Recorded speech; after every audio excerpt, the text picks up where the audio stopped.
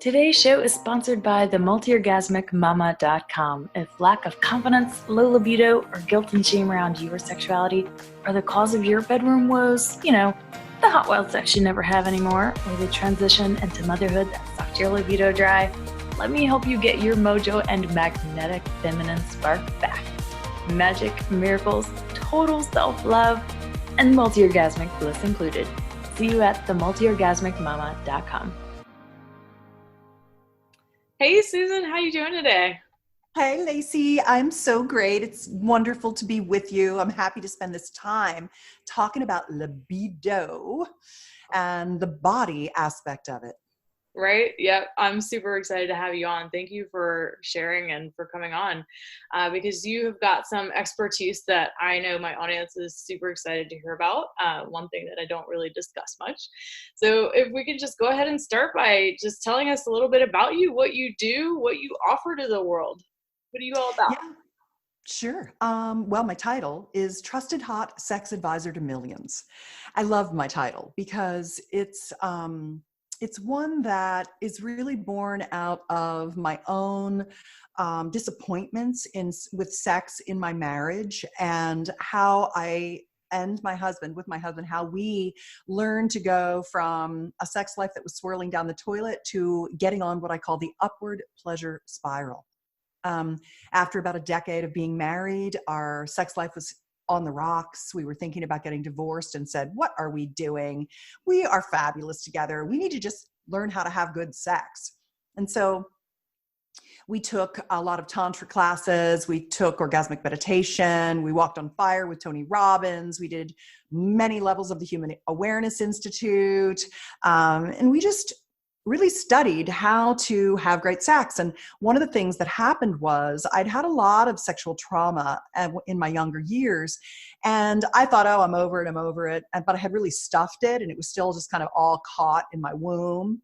So my husband was really a major healer for me in letting me he just like massaged me and gave me G-spot massage and really helped me like let go of all of the armoring and the anger and the victimhood and the guilt and the shame and the, everything that happens to so many of us, not just women, but also men.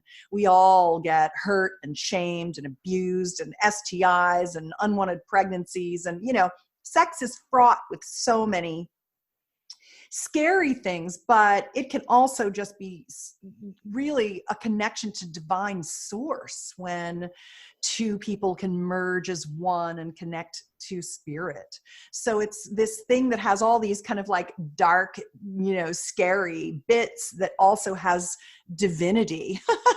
It's just like such an amazing part of our life, I mean, what is more broad and fascinating than your sexuality? Gosh, hardly anything. It's just incredible. Yeah. So in the coming back together and the learning how to have great sex, he and I decided that we wanted to bring all of the knowledge that we'd experienced out to the world and created our own company teaching passionate lovemaking techniques and bedroom communication skills. And I did that for over a decade and realized that I could teach you all the sex techniques possible. I could teach you how to ask for everything you wanted in the bedroom and know what that was. But if you weren't physically healthy, if your actual physical libido, your hormones, your urogenital structure had issues, he had penile issues, sex isn't good unless you're healthy. And so that's the third leg of the stool is sexual health. And I've been really on a massive learning curve around human sexual vitality. And I put together an event called the Sexual Vitality Summit.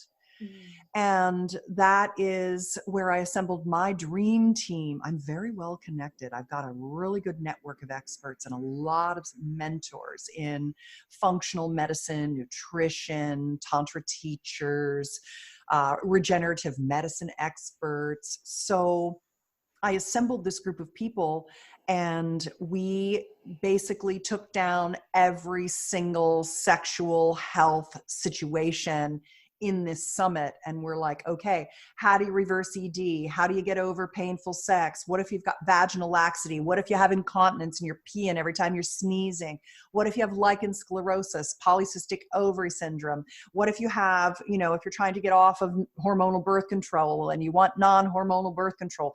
What if you're afraid of getting STIs? What do you need to know about STIs? What about if you have herpes and you don't want to give it to somebody? How do you tamp it down and not give it, there's just, how do you rewrite your libido story? How do you overcome trauma? How do you, there's like so many things. I'm not even listing them all, but even just by listing those things, it's like, whoa, yeah, there's a lot to sex.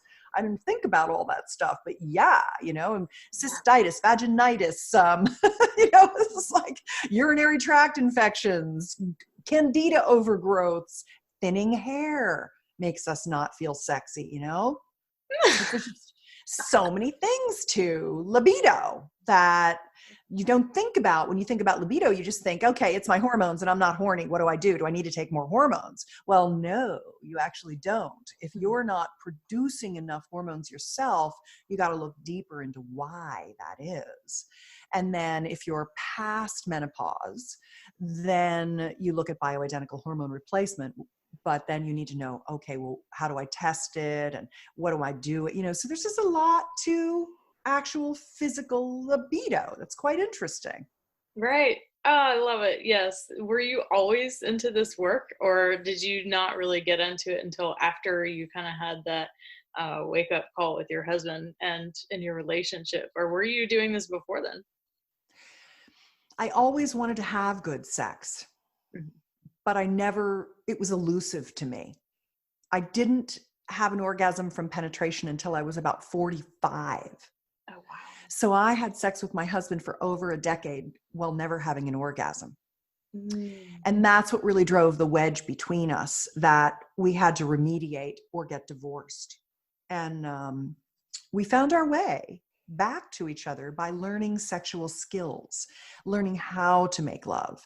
Anybody can make a baby, but we don't get taught how to make love. And I want people to move from friction to passion, not just sex, but love making. So this was my second career. I was an extremely successful Silicon Valley executive who almost lost my marriage and said, I want to start a company that teaches lovemaking techniques, passionate, heart-connected lovemaking techniques, bedroom communication skills that get you on that upward pleasure spiral. And that's when I realized, the third leg of the stool is sexual health. And I really need to do a deep dive into that.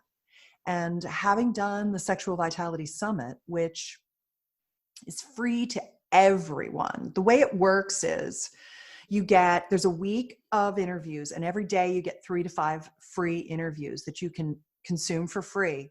And enough people say, I don't have time right now, but I really want to have this, that they purchase it for $59. And that funds it so that my partners can afford to tell everyone about it. So that's kind of like, it's like a fortuitous circle where it makes it easy for anyone to have the information, because at least a few people purchase it. And so it works. It's a great model because I like to make sure that everybody can have my content, not just the people who can quote unquote afford it.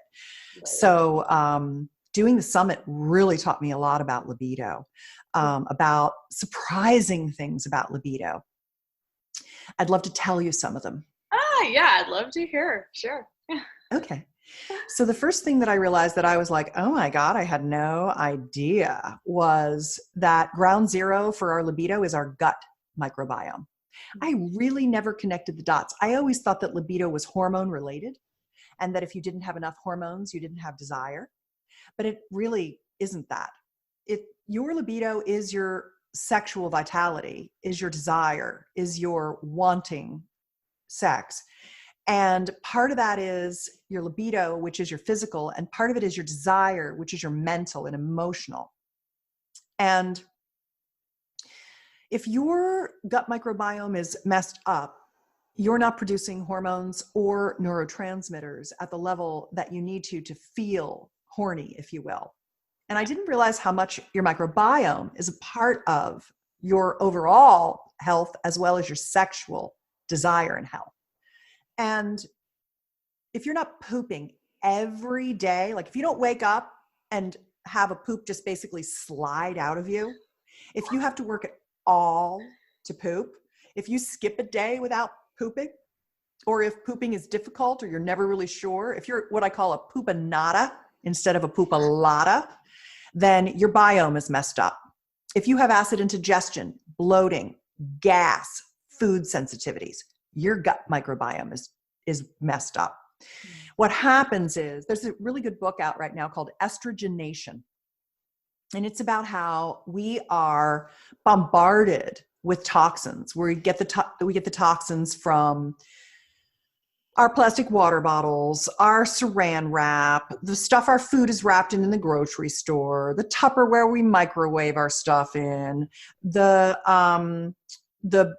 all of our hemp milk containers have BPA plastics in them, unless they say BPA free, and then they're still coated. The pizza boxes are coated with plastics. Everything is plastics in our food supply.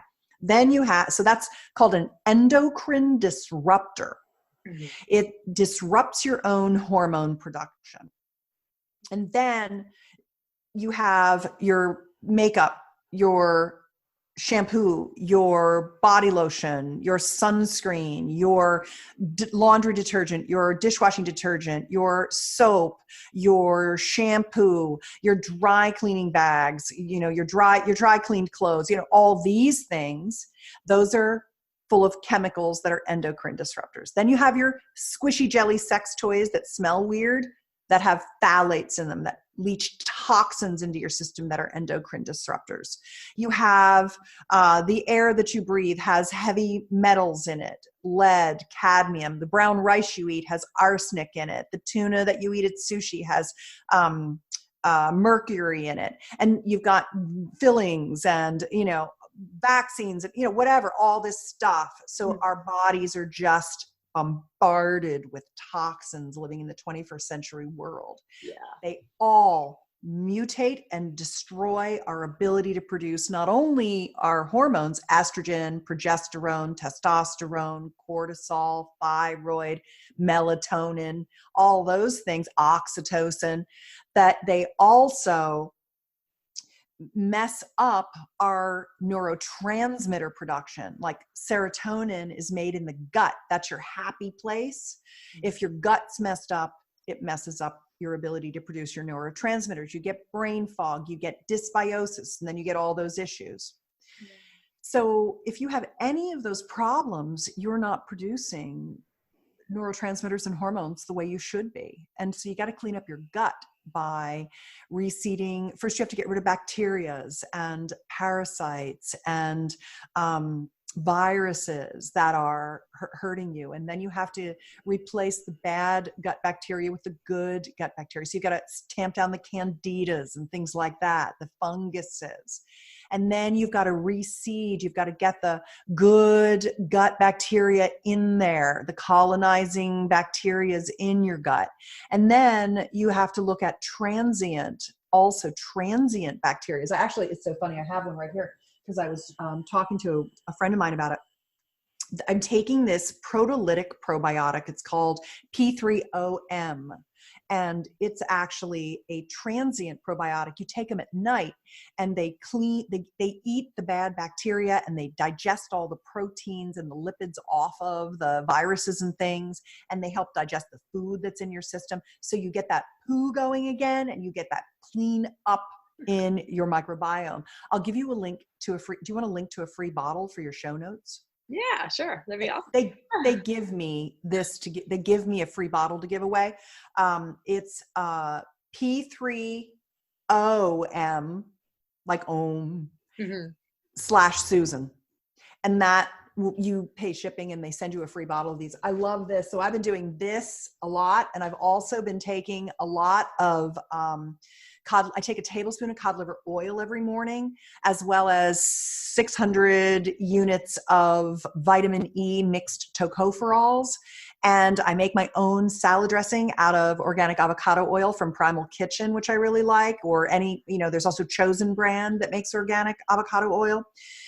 So I get my healthy fats in, a lot of healthy fats in to keep the poos flowing. And then the probiotics to keep the gut biome in good shape. And then detoxification. So once you've got everything moving, if you're not moving, don't start detoxing. You don't want to release toxins into your body that you can't get rid of. Right. But, so you got it. Most of us aren't getting enough fats. Like we're eating some avocados, we're eating some nuts, but really not like really just flowing well. So once you get that going, then you start your detoxing to get all that stuff that's been suppressing your hormone production and your serotonin production. You get that out of your body through saunas, sweating, skin brushing, using things like, I like Cyto Detox, some of the bentonite clays, things like that are really good. So things that chelate metals and hormone disruptors and plastics and phthalates and get them released into your system. There's a really good book by Dr. Joe Pizzorno. Do you know Dr. Joe Pizzorno?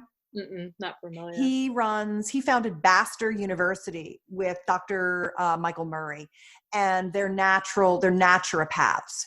And he has a book called The Toxin Solution. And it's this very, very easy, gentle detoxification strategy where first you detox your kidneys, then you detox your liver, so you're not trying to detoxify everything all at once. You're doing a very slow kind of methodical detoxification. It's the most sane detoxification book I've ever read. You don't want to be like pouring a bunch of oil into your liver or anything like that, doing those kinds of liver cleanses and things. They're not good for you. It's too hard on your body. But taking like a tablespoon of cod liver oil, really good for you every day. That gets you some good healthy fat for your brain, because your brain is made of cholesterol. And cholesterol is not a fat, it's a wax. That's why we have neuroplasticity. It can remold the wax in your brain. But if you're not feeding it a lot of good fat, you get brain fog. It slows you down. It slows your thinking down.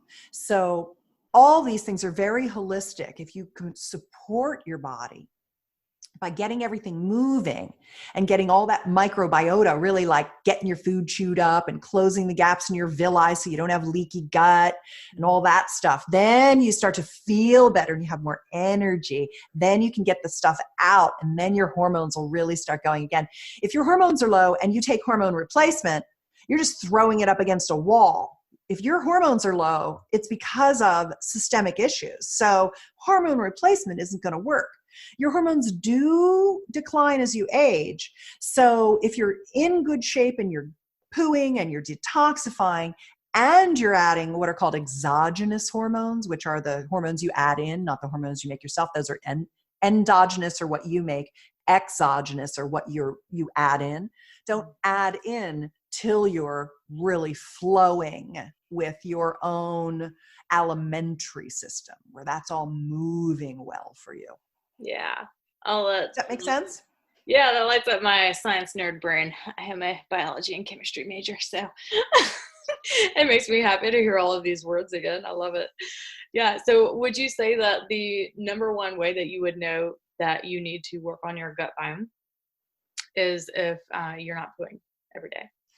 Number one is pooing, but then any of those other things, farts, bloats, burps, acid indigestion, upset stomach, candida overgrowths, swollen tongue, food allergies, food sensitivities. Those are skin, eczema, rosacea. All of those things are likely food allergies, dysbiosis, gut microbiome related. Yeah. Wow. That's so interesting. So if all of that's going on, then and you're experiencing a lack of desire, low libido, then that's how you could know that maybe that's something that you would really need to backtrack and really take stock in your health. And where would you say someone would start if they've put these two pieces together? So lack of desire, and I'm having all of these physical symptoms. What would be the first thing that you would suggest to do? First thing I'd do is I'd start taking more oil. I really think that we're oil depleted. And if you've had your gallbladder out, I'd recommend that you take a lipase enzyme, and ox bile salts. And if you have your gallbladder, take a lipase enzyme. The Masszymes by the P3OM company, they're very nice. They have a really wide range, so it helps you digest your food. And then if you may have low stomach acid. That's very common with people who have dysbiosis, and they have something called HCl, which is also good. They all work together. HCl is betaine that increases your hydrochloric acid, so you're digesting your food, and you're also killing off the pathogens that naturally come in with things that we ingest. So I think a good combination of take the HCl and the enzymes when you eat, and take the P3OM at night to clean out your system, while you're taking the cod liver oil and the vitamin E tocopherols, and you're eating some good organic avocado oil and good organic cold pressed first run olive oil is also very good. And then your nuts and your seeds, ground flax seeds in the morning, freshly ground in your smoothie are really good. They give you that nice omega profile. Hemp seeds have a really nice omega profile as well. So getting lots of omegas, like more than you would imagine, like a tablespoonful of oils, tablespoons full of oils. Wow. You need that healthy fat. I think we are fat starved in our culture. We get a lot of vegetable oil in the Chinese foods and the Indian foods and things like that. We get a lot of vegetable oil. Those are bad for you. You want the good organic avocado and things like that. Yeah. And if someone were to like really start this regime of, clearing out their gut biome and rehabilitating that, and they've got this good ecology going on, how long do you think it would take before they started to notice a difference or an increase? 90 days. 3 months. Yeah. That makes sense. It takes 90 days to reverse a lifetime of trauma. Just to really get it started reversing. Right. Yeah. Awesome. Oh my gosh. That's so super helpful, because it's definitely something I don't really address much. Most of the people that I work with are super health conscious to begin with. And it's just one of those things that, you have an expertise on that I like. The information you just shared was so extensive and so amazing. That, if you missed something, I definitely encourage you to go back and listen to it again, because I feel like I need to go back and listen to some of those things again and like take note. Wait, what did she say? I need to do this and then that. Yeah, it was like really valuable information you just shared. So thank you. Yeah, my pleasure. Yeah. It's a big part of your general health. You'll just have more energy and more cognitive function once you get all that cleaned up. And the foods that we eat, just thinking about the herbicides and the glyphosate that is poured on the crops, we can eat organic as much as we want at home, but every restaurant we go to, unless we have some lucky, organic restaurant we go to, it's all GMO modified, broken oil, bad oil, vegetable oil type of stuff. So it's really hard to get the nutrition that we need out at restaurants. And unfortunately, we have to eat out a lot in today's world. So you got to do whatever you can to counteract that stuff. Mm-hmm. Yeah. Personal chef is on the menu for me soon. Yes, get all that healthy food, someone else to make it for me. Oh my goodness, with kids and all. Yeah, it's something I'm totally looking forward to. Yeah. Okay, so I'm wondering what your number one tip or trick would be for becoming a multi-orgasmic woman. So if you had one thing that you could share, what would it be? Yeah. Well, I would say that orgasm is a learned skill, and you get better by understanding it. By my count, there are 16 types of female orgasm. And I know there are more ways women are having orgasms that I'm not even aware of, but you look at clitoral, vaginal, cervical, G-spot, female ejaculatory, perineal, anal, breast, mouth and throat, from oral, full body orgasms, energy orgasms, where you just have an orgasm from thinking about it. That's what happens to me every time I go to yoga class. what are some of the other ones I'm forgetting? Oh, footgasms and bellygasms, like your erectus abdominis muscle, when that's massaged, can really give you a great orgasm. Foot massage can be orgasmic for many women. Your foot and your clitoris are side by side in your brain. The sensation you feel is side by side in your brain. So there's a lot of easy crossover there. So there's just a lot of different types of orgasmic pleasure that can be had, and it's all just learned skill. The one that women struggle with the most is penetration orgasms and orgasms from intercourse, penis and vagina sex. And women think there's something wrong because they can't have them, but there's nothing wrong with you. Hardly any women naturally have them. That's a totally learned skill, and it's a combination of proper engorgement, getting enough blood flow before penetration, and also just your partner having some penetration skills, like not thinking that you're a car engine and he's a piston. Like that is really the poorest level of sexual mastery ever. And the problem is most guys, 80% of men think they are above average in bed.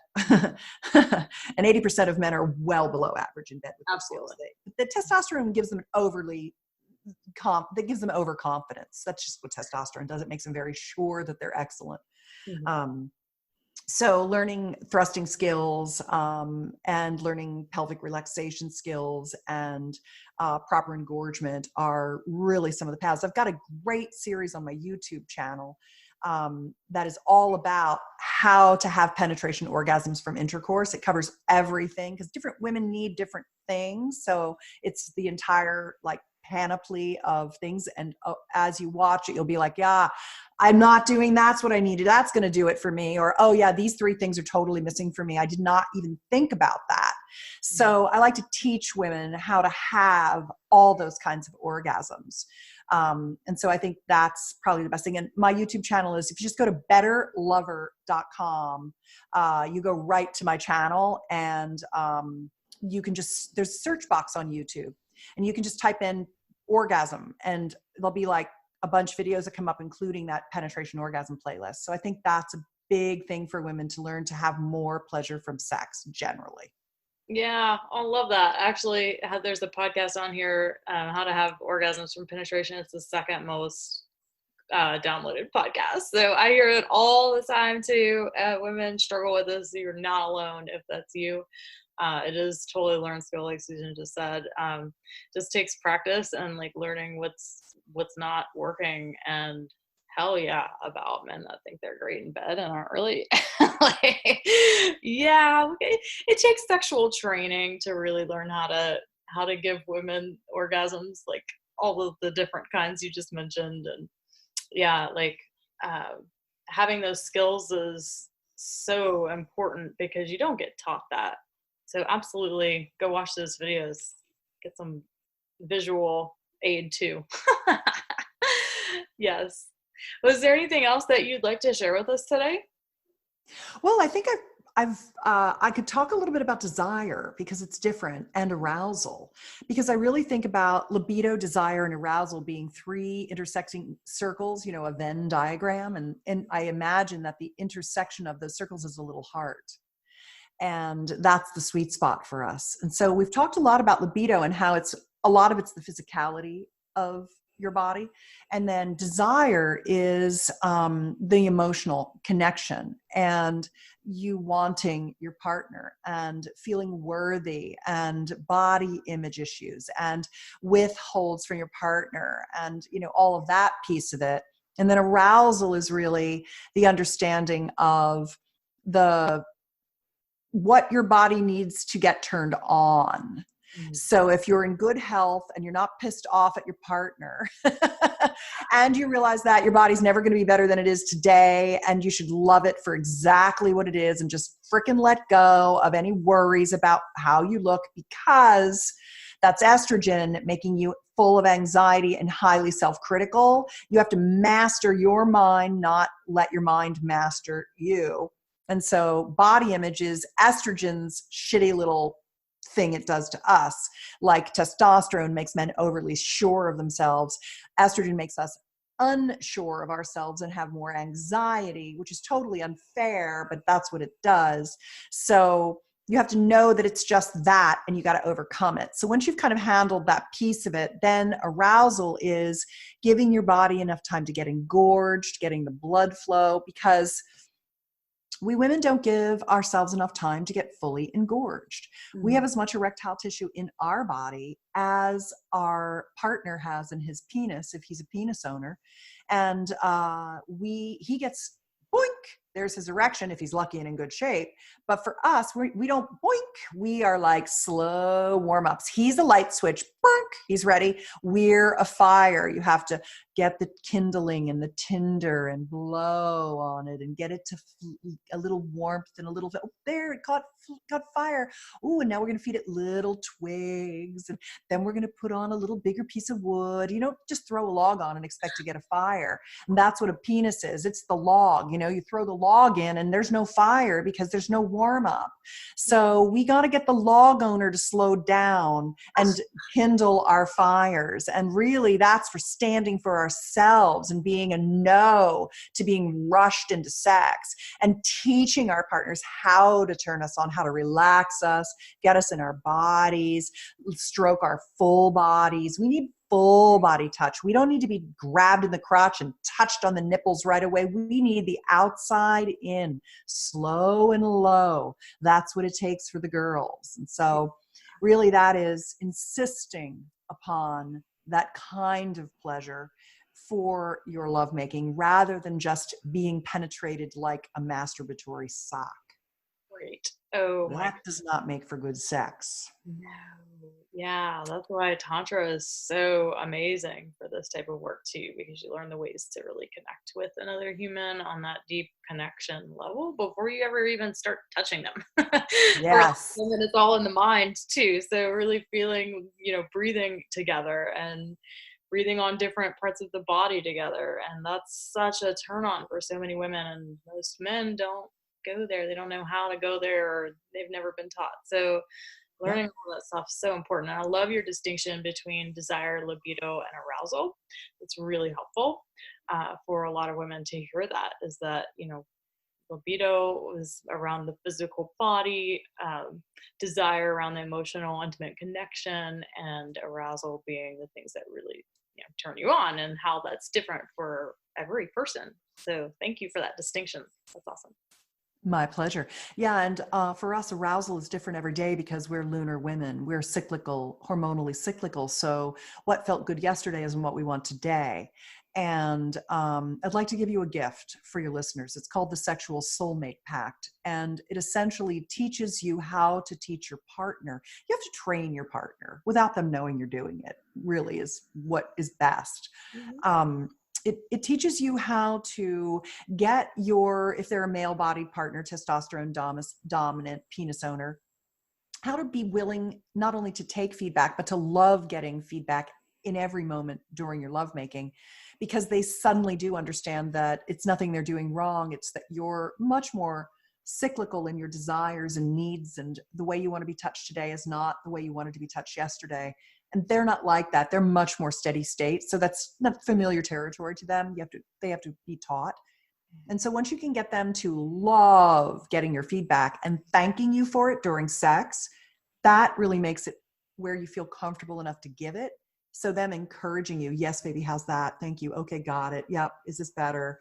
Thanks for letting me know. Oh yeah, cool. I've adjusted. Is this light enough or lighter still? Or do you want it more here or there? When he starts replying to you in those ways and really acknowledging and appreciating what you're giving him as feedback, and he doesn't go, I know what I'm doing, you don't have to tell me, like that just shuts down the yoni faster than a door clank shut, Mm-hmm. And so teaching him how to take that in and feel really good about it, that's the Sexual Soulmate Pact, which I'll give you, the Sexual Soulmate Pact at sexualsoulmatepact.com, PACT, like an agreement. You can teach all your partners, whether it's a one-night stand or the guy you've been having sex with for 100 years. They are trainable. And it's a great way to create that really easy bedroom communication that you both get to finally get on that upward pleasure spiral, because you're acknowledging your needs in the moment, not what happened yesterday. Yeah. Wow. So valuable. Thank you for that gift. I'm sure there will be many ladies going off to get it. I appreciate that. Sure. Awesome. Well, thank you so much for being on, Susan. Such valuable information here. I love that, all of the distinctions you made and all of the helpful things about the gut biome and health and how to change that. Thank you again, and we'll talk to you soon. Thanks, Lacey. Yeah.